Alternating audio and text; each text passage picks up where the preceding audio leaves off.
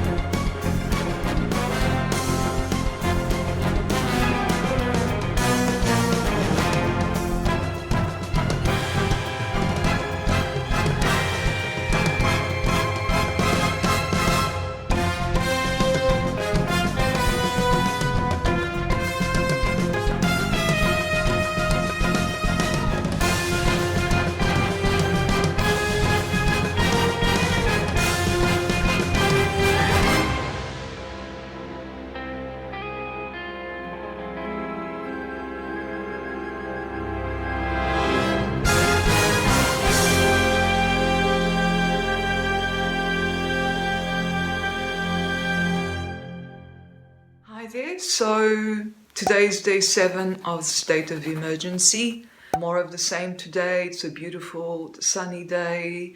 There is work outside as usual. They are building the attic window that is going to face my window. Or the most recent news that the Olympics have been postponed for a year. Prince Charles has been tested for the virus and it came back positive.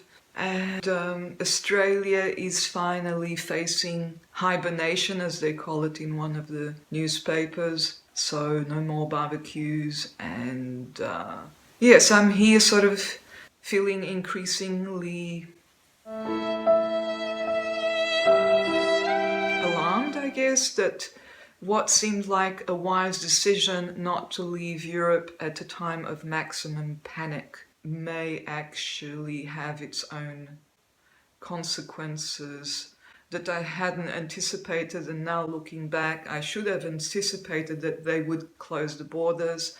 Emirates has cancelled all passenger flights as a temporary measure, they say, but obviously it's not clear when they will start flying again. As I keep saying, I'm completely fine here, and as long as I know that my people back in Australia are also fine, things are okay. But still, I really don't want to face up to the fact that it might be more than a couple of weeks that I was postponing my flight for. So the numbers for today haven't been posted, not for Portugal. The numbers for Spain have been posted, and it's becoming quite horrifying in Spain. Many deaths. I will post the numbers on the screen for Portugal once I know them. I won't go on today as much as I have been doing in these past videos because there's nothing new that I'm feeling or thinking. I did go for a long walk yesterday. I'll post that today. I have been reading some poems. Actually, I was listening to some poems. The poems I was listening to in a podcast last night in bed were poems that were particularly apt for the situation right now. So I'll leave you with those images, and I'll leave you maybe with those poems or some of the poems I was listening to last night. And here's a photo of what I will eat today, just for the record. And I will see you tomorrow.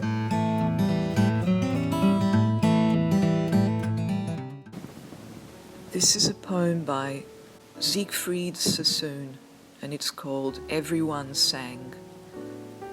Everyone suddenly burst out singing, and I was filled with such delight, as prison birds must find in freedom, winging wildly across the white orchards and dark green fields, on, and out of sight. Everyone's voice was suddenly lifted and beauty came like the setting sun, my heart was shaken with tears, and horror drifted away. Oh, but everyone was a bird, and the song was wordless. The singing will never be done. Hi friends! Welcome to my channel. I'm Isabel. I hope you're enjoying this series of videos I filmed in Lisbon. I am now back in Australia, as you can probably guess. Yes, I made it back home, but not without lots of adventures along the way, including my 2 weeks in hotel quarantine in Melbourne after I got back to Australia, which I also filmed. So be sure to subscribe and come back and watch those videos as I upload them. So take care and see you next time. And this is a poem by Emily Dickinson, a poem written in 1862. It's called Poem 341. After great pain, a formal feeling comes. The nerves sit ceremonious like tombs. The stiff heart questions what he that bore, and yesterday or centuries before. The feet mechanical go round of ground or air or aught, a wooden way regardless grown, a quartz contentment like a stone. This is the hour of lead, remembered if outlived, as freezing persons recollect the snow, first chill, then stupor, then the letting go.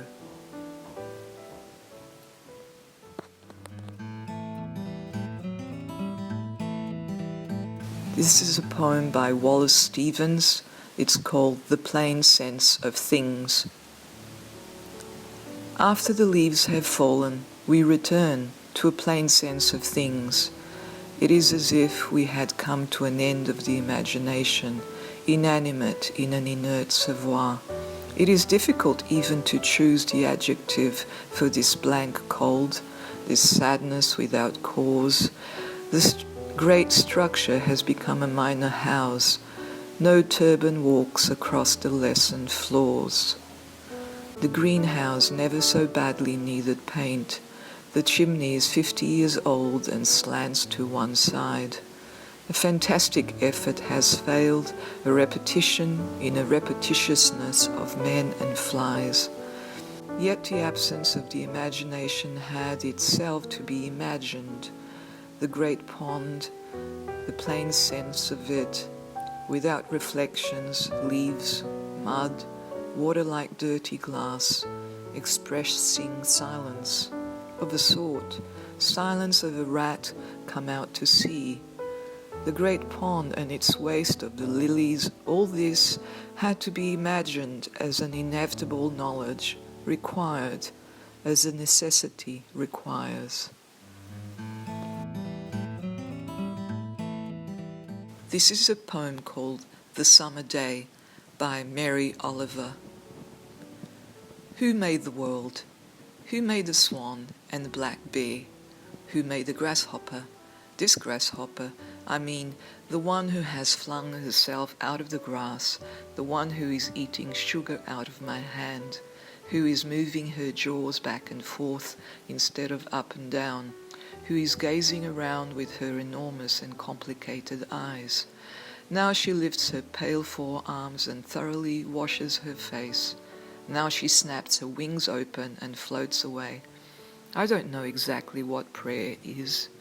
I do know how to pay attention, how to fall down into the grass, how to kneel down in the grass, how to be idle and blessed, how to stroll through the fields, which is what I have been doing all day.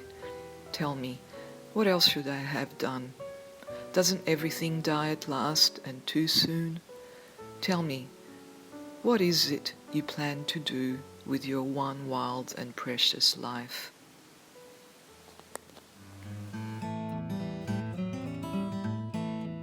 This is a poem called The Thrush by Edward Thomas. When winter's ahead, what can you read in November that you read in April when winter's dead? I hear the thrush and I see him alone at the end of the lane near the bare poplar's tip, singing continuously. It is more that you know than that, even in April, so in November, winter is gone that must go. Or is all your law not to call November, November, and April, April, and winter, winter no more?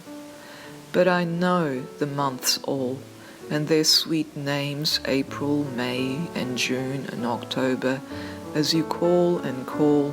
I must remember what died into April, and consider what will be born of a fair November.